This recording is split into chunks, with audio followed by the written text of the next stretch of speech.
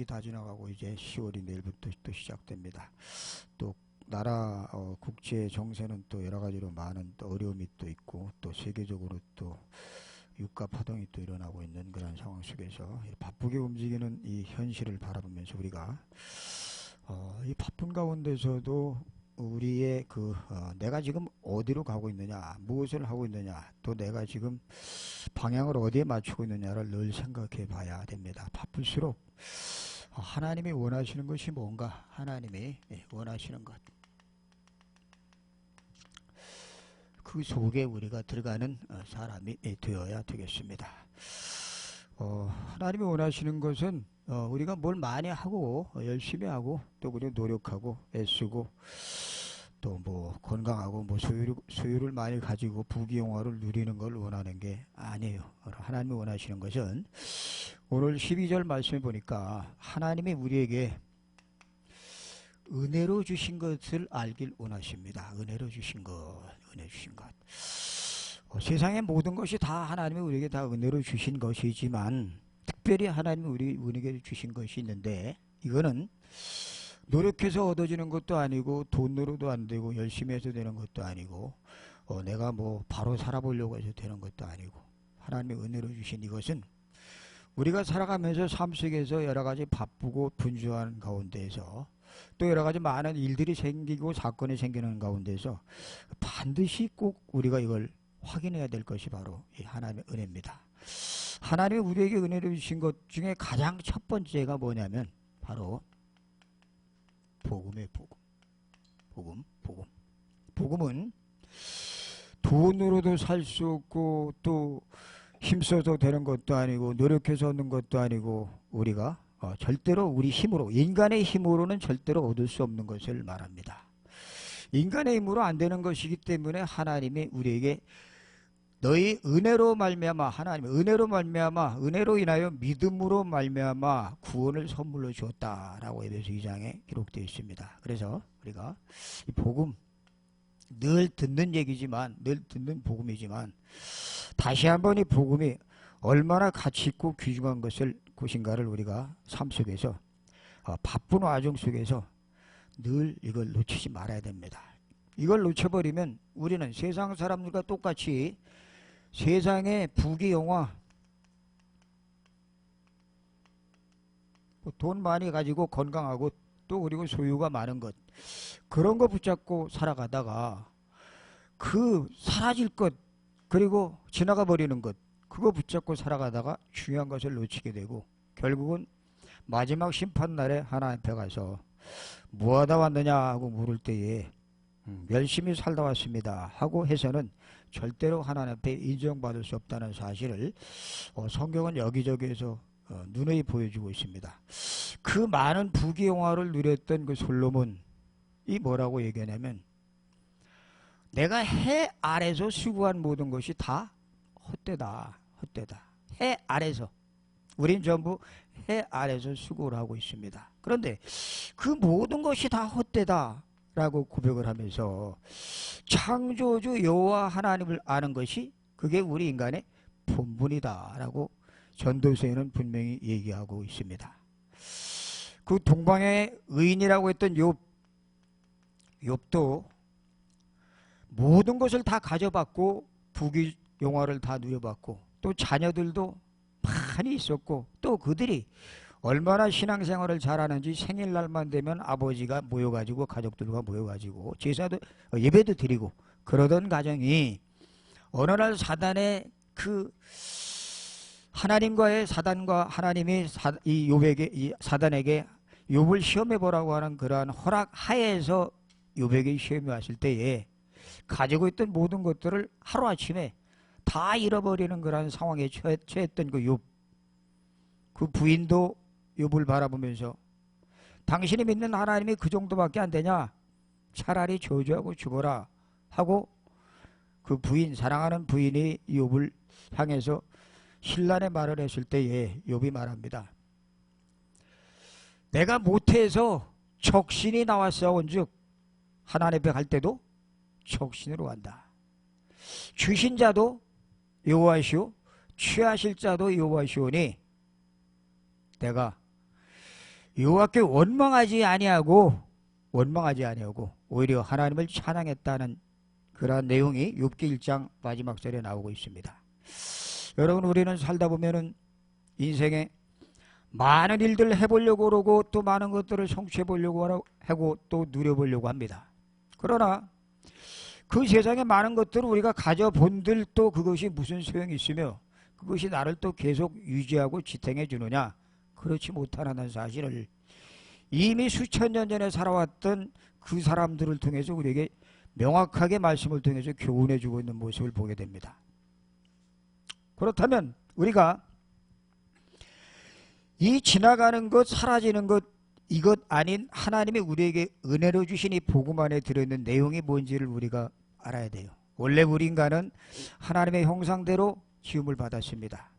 그 하나님의 형상대로 지음받은 인간이 이 하나님의 형상을 잃어버리는 사건이 생겨서 우리 인간이 육에 빠지게 되고 이 육신에 빠지는 그 결과로 말미암아 영적인 신분을 완전히 잃어버리고 이런 세상 것을 향해서 추구하다가 인생을 마감하는 경우를 우리는 많이 당하고 또 여기에 들어와서 살고 있습니다.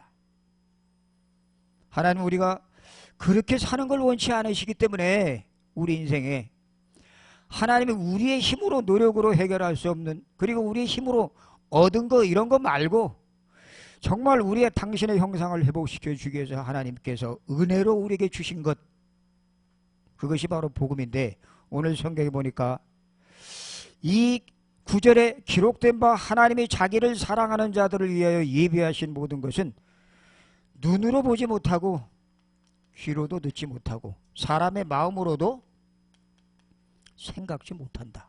그렇습니다. 복음은 예수 그리스도를 통해서 우리에게 주시는 그 자유와 해방은 사람의 눈으로 볼 수 없고 귀로도 들을 수 없고 마음과 생각으로도 감히 상상할 수 없는 그런 엄청난 축복을 하나님이 우리에게 은혜로 주셨습니다. 은혜. 그래서 복음을 우리는 늘 기억하고 이 은혜로 주신 이 그리스도 하나님이 인간의 몸으로 입고 오지 않으면 안 될 정도로 우리 인간이 심각한 상태에 빠졌다는 사실 우리가 잊지 마시고 그리스도 육신의 몸을 입고 오셔서 십자가에서 죽으시고 모든 문제를 다 해결하신 그분께서 다 이루었다 말씀하신 그분이 지금 저와 여러분 속에 성령으로 임하시는 사실이 하나님이 우리에게 주신 가장 첫 번째 귀한 의뢰인이라는 사실을 기억하시는 우리 모든 사역자들이실 주 이름으로 축원합니다. 이게 영원한 거. 우린 자꾸 잊어버립니다. 영원한 것을 자꾸 놓치고 찰나적이고 일시적이고 순간적이고 지나가는 것 상대적인 것 붙잡고 그것이 내 신분인 줄 알고 그것이 내 권세인 줄 알고 그거 붙잡고 살아갈 때가 너무나 많다는 사실. 하나님이 두 번째 우리에게 알길 원하시는 것은 바로 하나님이 우리에게 은혜로 주신 것들을 누리기를 원하십니다. 하나님이 우리에게 은혜 주신 것 우리에게 주신 이 귀한 축복을 누려라. 왜 이걸 누려야 되느냐? 이 은혜를 복음을 누려야 되느냐? 많은 사람들이 세상의 것에 빠져갖고 그것에 혈안이 돼서 그것에 불나비처럼 불 속에 뛰어드는 모습을 보게 됩니다. 그게 아니거든요. 분명히 하나님께서 우리에게 주신 이 복음 이건 절대적인 것이고 완전한 것이고 영원한 것인데 이걸 누리면 어떻게 되느냐? 그야말로 이 땅에 지구상의 237개 나라에 평화가 이루어집니다. 평화. 가정에 평안이 이루어집니다. 가정에. 이 축복을 누림 속에 들어가서 누리지 못하기 때문에 하나님이 우리에게 무상으로 주신 것 전혀 우리의 노력과 상관없이 우리에게 거저 선물로 주신 은혜를 누리지 못하기 때문에 우리는 살아가면서 자꾸 싸웁니다. 뭐에? 사상과 이념과 또 그리고 가지고 있는 생각과 또 경험 뭐 세상적인 지식 이런 것 가지고 자꾸 싸워요. 아무리 노력해봐도 이런 거 가지고 열심히 애를 쓰고 힘써봐도 우리 삶 속에 진정한 평안이 없습니다. 그래서 늘 묻습니다. 하나님이 우리에게 저 여러분에게 정말 평안하냐고, 평안하냐고, 평안하십니까? 라고 물으면 막상 대답을 못할 때가 너무나 많아요. 왜 우리가 이 엄청난 하나님이 주신 이 구원의 선물을 누리지 못하느냐? 우리 속에 가지고 있는 과거의 것, 상처, 아픔, 또 내 속에 있는 그러한 여러 가지 많은 것들이 내 속에 자리 잡아갖고 감정, 분위기, 느낌, 생각 이런 것들이 잔뜩 자리 잡아서 이런 것들이 하나님의 축복을 알지 못하도록 방해하고 있어요. 그래서 고린도후서 4장 4절에 보니까 그 중에 이 세상 신이 믿지 아니하는 자들의 마음을 혼미케 하여 그 마음을 어둡게 한다 라고 말하고 있으면서 그리스도가 하나님의 형상이라고 다시 한번 여기서 강조하고 있는 모습이 나오면서 너희 마음속의 이론, 마음속의 생각 이런 모든 것들이 전부 다 그리스도 앞에 굴복시키라고 말씀하고 있습니다. 이런 것 가지고 있으니까 과거의 것, 다시 말하면 요즘 계속 얘기하고 있는 옛 틀에 잡혀 있으니까 옛 틀, 새 것이 안 들어와요. 새 것이 들어올 수가 없어요. 그래서 말씀을 들으면서도 은혜 안에 들어와 있는 내가 누군지를 알지 못하니까 잃어버린 나, 상실된 나를 붙잡고 그것이 나인 줄 알고 살아가고 있습니다. 그런데 이 은혜를 누리면 어떤 일이 생기느냐? 내가 옛것에 붙잡혀 있는 것이 보이기 시작합니다. 이게 보여져야 돼요. 우리는 내가 병들은 거를 치료받기 위해서 병원에도 오고 또 상담도 받습니다. 그러나 상담을 하고 또 병원에 와서 치료한다고 해서 그 사람의 깊숙이 자리 잡고 있는 내면의 아픔들은 치료가 안 돼요. 물론 그런 속에 있는 것들을 저 어린 시절부터 쭉 상담사와 얘기를 해서 그 부분들에 상담하는 분이 답을 줄 수 있을지는 몰라도 그 답 가지고는 나의 삶 속에 진정한 해답을 얻을 수가 없습니다. 왜 그러냐? 우리는 영적인 존재이기 때문에 하나님이 우리에게 주시려고 하는 성령의 역사는 오늘 성경에 보니까 예비하신 모든 것은 눈으로 보지 못하고 귀로 듣지 못하고 마음으로도 생각지 못한다고 말씀하셨기 때문에 이 눈으로 보지 못하고 듣지 못하고 그리고 마음으로 생각할 수 없는 그 깊은 내면에 있는 그 문제들은 반드시 하나님의 영, 성령이 깨닫게 하시고 성령이 조명케 하지 아니하시면 절대로 알 수 없는 것들입니다. 사단이 그렇게 철저하게 우리를 묶어놨어요. 잡아놨어요. 그래 그걸 올무틀, 함정, 별 얘기를 다 하는데 문제는 그런 것들이 다른 사람을 통해서 말을 통해서 내 것이 발견되진다면 거기에 진정한 해답을 얻을 수가 없다고 하는 사실입니다.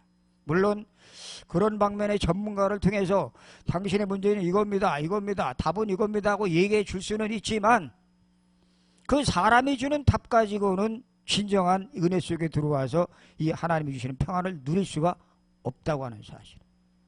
그래서 오늘 성경에 말합니다. 오직 하나님이 성령으로 이것을 우리에게 보이셨으니 성령은 모든 것 곧 하나님의 깊은 것까지도 통달하시니이다. 성령이 아니면 우리 속에 있는 옛 틀이 안 보입니다. 성령이 아니면 우리 속에 있는 옛 것들이 안 보입니다. 깊이 내재되어 있는 것들이 안 보여요. 우리는 고민합니다. 어떻게 하면 그런 문제들을 해결할 수 있을까? 고민이 없는 것처럼 살아가지만 사람들이 전부 다 내면에 가지고 있는 그 고민 때문에 상처를 덮어놓고 포장하고 또 그걸 다른 것으로 대체해 가지고 살아가는 사람들이 너무나 많다는 사실이에요. 그래서 하나님은 우리에게 은혜 복음 속으로 들어와라. 이걸 누려라. 다시 말해서 기도하란 말이에요. 기도 속에 들어가서 이것을 깊이 누릴 때에 이 누림을 통해서 나의 모습이 제대로 된 나의 모습이 보이기 시작합니다. 제가 언젠가 한번 메시지 전하면서 말씀드렸죠. 제가 제 모습을 보려고 이 복음의 메시지를 붙잡고 한참 기도하면서 내가 도대체 얼마나 더러운 존재이고 내가 얼마나 악랄한 존재인가를 보게 해달라고 기도를 하는 가운데 꿈에 전 워낙 이 말씀이 더디니까 꿈에 뭔가를 보여주더라고요. 꿈에 제가 저기 앉아 있어요. 저기 앉아 있었어. 저기 이런 무대인데 저기 앉아 있었어요. 그런데 여기서 사회자가 등단하는 사람을 소개하는 거예요. 이제 누가 나오시겠습니다 하고 소개하는 거예요. 그런데 나는 저기 앉아 있는데 내 이름을 부르는 거예요. 그럼 내가 저기서 나와야 되잖아요. 근데 여기서 또 다른 내가 나와. 똑같은 나. 제가 그걸 보면서 저기 내가 앉아있는 내가 이쪽을 보면서 저게 난데? 저거 난데? 저게 누구지? 우리는 살아가면서 원래 나 아닌 나로 살아갈 때가 많습니다. 원래 나 아닌 창세기 3장의 나, 포장된 나, 세상에 찌들은 나. 그런데 그 나가 이 나를 정확하게 볼 수가 없어요. 성령이 깨닫게 하지 않으면 절대 볼 수 없는 사건입니다. 우리에게 하나님이 은혜로 복음 주시고 복음 가운데 우리에게 보혜사 성령을 보내주신 이유는 우리가 얼마나 귀중하고 또 그리고 우리가 얼마나 옛것에 붙잡혀서 힘들게 살고 있는가를 정확히 보라고 성령을 우리에게 멘토로 주신 겁니다. 근데 우리는 이걸 전부 다 제껴놓고 뭔가 사람을 통해서 그리고 뭔가 상담을 통해서 뭔가 내가 공부해서 내가 이걸 어떤 주관적인 내 시각으로 봐서 답을 얻으려고 그래. 하나님의 성령은 그렇게 해도 물론 부분적으로 역사를 하시긴 하지만 정확하게 성령의 역사에서 우리에게 내 본질을 깨닫게 하고 내 삶 속에 이런 예틀을 보게 하고 새 틀로 바꾸는 작업은 철저하게 하나님이 우리에게 은혜로 주신 것들을 누릴 때에 되어지는 작업입니다. 근데 이게 안 되더라고. 이게 안 돼. 저도 이게 얼마나 안 됐는지 몰라요. 얼마나 힘들었는지 몰라요. 내가 나를 제대로 발견하지 못하니까 그냥 막 분주한 속에 뛰어듭니다. 그 속에서 잊어버리는 거예요. 그 분주한 속에 뛰어들어갖고 내가 내 모습을 잊어버리고 그 분주한 속에 빠져가지고 나를 착각한 채 그 속에서 날 잊어버리고 살아갈 때가 많이 있었던 것을 보게 돼요. 결국은 하나님이 우리에게 주신 근본적인 나를 발견하지 못하니까 그렇게 살게 되더라고요. 그러면서 때때로는 낙심하게 되고 때때로는 우월감도 갖고 교만해지기도 하고 완전히 나 아닌 나 또 다른 나로 살게 되면서 인생이 정말 이거 내가 예수 믿고 구원받은 하나님의 자녀가 맞는 것인지 그리고 정말 내가 하나님의 은혜 속에 들어와서 그 은혜를 누리고 있는 것이 맞는 것인지 착각한 채 살다가 힘들고 어려우니까 빨리 천국이나 갔으면 좋겠다는 생각이 드는데 이게 마음대로 돼요? 하나님이 데려가셔야지. 아마 여기 계신 분들은 저와 같은 생각을 안 한 분들이 많이 있을 겁니다. 그러나 저는 그런 것들을 생각하면서 이건 나만의 문제가 아닐 것이다. 지금 세상에 살고 있는 모든 기독교인들이 신앙의 깊이 속으로 들어가려고 하는 사람이면 사람일수록 이런 고민이 더 많을 것이라고 하는 사실을 확인했습니다. 그리고 또 이게 많아져야 돼요. 그래야 자기를 분명하게 발견할 수 있기 때문에.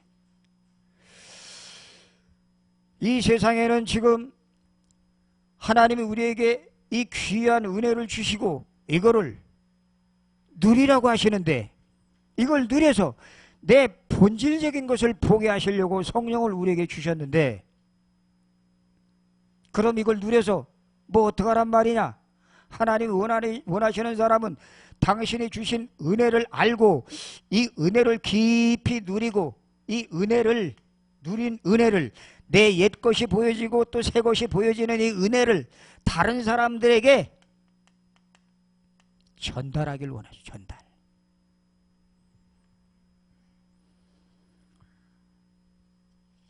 왜 이걸 전달해야 됩니까? 지금 이 세상에는 수없이 많은 교회가 있습니다.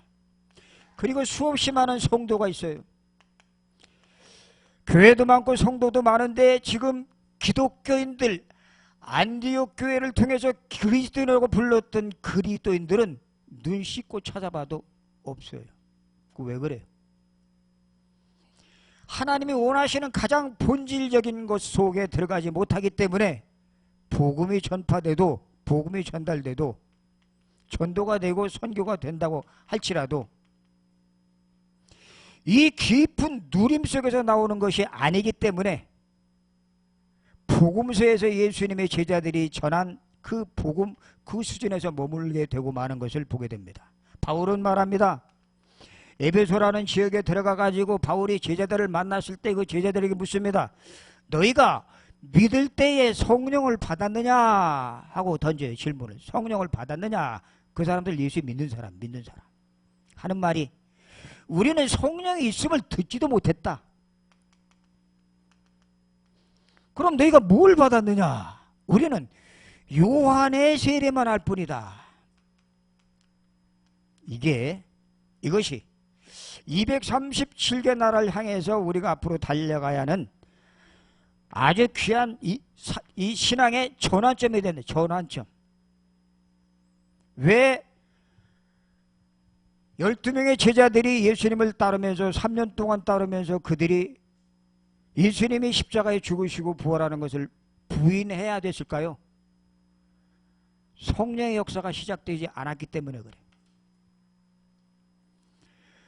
예수님이 죽으시고 부활하셔야만이, 그리고 죽으시고 부활하신 그 사실을 집중으로 누리는 누림 속에 들어가야만이 본격적인 성령의 역사가 시작됩니다. 물론 그 이전에도 성령의 역사는 나타날 수가 있어요. 그러나 바로 예수님이 성육신에서 오신 예수님이 십자가에 죽으시고 부활하신 그 예수님이 성령으로 남겨진 그 사실이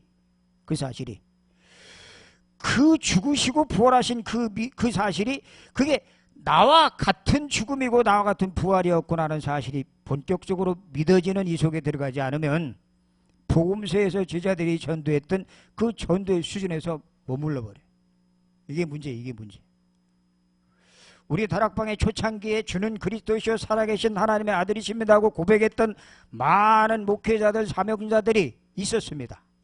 그런데 그들이 갈수록 더 좋아져야 되는데 어디로 간지 사라져 버렸어요. 오죽 답답했으면 유 목사님 얘기합니다. 렘넌트를 키워라. 1세들 다 어디로 가버렸으니까. 왜 그래요? 바로 이 성령의 역사는 이 속에 들어오지 못했기 때문에 문제가 생기는 겁니다. 성령의 역사는 우리가 노력해서 되는 게 아니에요. 힘써서 되는 게 아니에요. 뭐 무조건 기도한다고, 순복음교회처럼 무조건 기도한다고 방언 체험 온다고 해서 그게 성령의 역사라고만 볼 수는 없어요. 정확한 성령의 역사는 창세기 3장 15절에 언약 속에 들어가서 출애굽기 3장 18절과 이사야 7장 14절의 언약의 흐름을 정확하게 알고 그 언약의 흐름을 통해서 예수님이 오셔서 십자가에 죽으시고 부활하시고, 그리고 그 부활하신 그분께서 우리에게 성령으로 함께 계실 이유를 바로 아는 사람을 통해서, 그 집중의 기도 속에 들어가는 사람을 통해서 성령의 역사가 시작되는데, 이 성령의 역사가 시작되어져야만이 바울이 가면서 가는 곳마다 바울이 제자를 세우고 가는 곳마다 바울이 시스템을 확립한 것을 보게 돼요. 왜? 전부 이 속에 들어간 사람들을 바울이 찾았던 거예요. 그러다 보니까 복음서에 3년씩 달아났던 제자들하고는 전혀 질이 다른 로마서 16장의 일꾼들이 세워지기 시작을 합니다. 이 축복 속에 저와 여러분들이 들어가시기를 주 이름으로 축원합니다. 들어가야 돼요. 왜 그렇습니까? 왜 이 하나님이 이 은혜를 우리에게 주시고 또 그리고 이걸 누리고 또 이것을 은혜를 전달하라고 하십니까? 지금 이 시대에 가장 심각한 문제가 뭐예요? 어린아이 렘넌트들이 다 죽어가요. 애들을 제대로 교육시키지 못해가지고 아이들 신앙교육이 제대로 안 돼가지고 전부 아이들이 어른들의 놀이객감으로 전락을 하고 성노예로 팔려가고 전쟁의 무기로 사용되어지고 아이들이 지금 전 세계가 글로벌화 되어 가고 있는데 다민족들이 계속 들어오고 또 계속 나가고 있는데 그 한 사람 한 사람을 살리지 못하고 교회에서 교회 역할을 제대로 감당하지 못하니까 완전히 우리 후대들이 사각지대 경제에 갈수록 고령화되는 현상이 보여지고 있고, 그리고 흑무초등학교에서 러시아 사람들을 학생들을 받아들여 가지고 그들만을 위한 한국어 학교를 만들겠다고 공포를 했는데, 뉴스에 나왔는데 지역 주민들이 그런 사람 들어오면 우리 경주 버린다. 거부 서명운동을 하고 거부. 도대체 뭐 어떻게 돌아가는지 몰라요. 지금 우리 후대들이 멸망하고 있습니다. 언제부터? 이미 오래전부터 모세시대에 애굽에 400년 동안 노예 생활할 때에 바로 왕이 어린아이가 태어나는 건 무조건 죽여라. 남아가 태어나는 것. 그리고 그로부터 한참 지난 후에 예수님이 출생할 때의 헤로드 왕이 또 말합니다. 2살 이하의 아이는 무조건 다 죽여라. 지금은 왕명은 내리지 않았지만 사단이 교묘하게 우리의 모든 문화, 교육, 정치, 경제 모든 부분에 파고 들어가지고 아이들을 말살시키는 작전을 펴고 있어요. 부모들이 어떻게 아이들을 교육시켜야 될지 모릅니다. 뭘 어떻게 해야 될지 몰라요. 어떻게 그 아이들을 키우고 어떻게 그 아이들을 양육해야 될지, 뭘 심어줘 가지고 그 아이들을 제대로 미래의 주역으로 세워야 될지 모르니까, 이 은혜를 모르니까 전부 황폐화되고 사각지대로 되어진 것을 보게 됩니다. 우리는 예수님이 하신 마지막 말씀을 기억해야 돼요. 나를 위하여 울지 말고 너와 내 자녀들을 위하여 울어라. 기도하겠습니다. 하나님, 은혜를 감사합니다. 오늘도 말씀을 통해서 우리가 지금 어떤 위치에 서 있어야 되는지, 또 그리고 우리가 어떤 부분을 가지고 기도해야 되는지 다시 한번 확인케 도와주심을 감사합니다. 이 언약의 말씀 붙잡고 성령의 충만함 속으로 들어가는 우리 각 사람이 되어지게 도와주옵소서.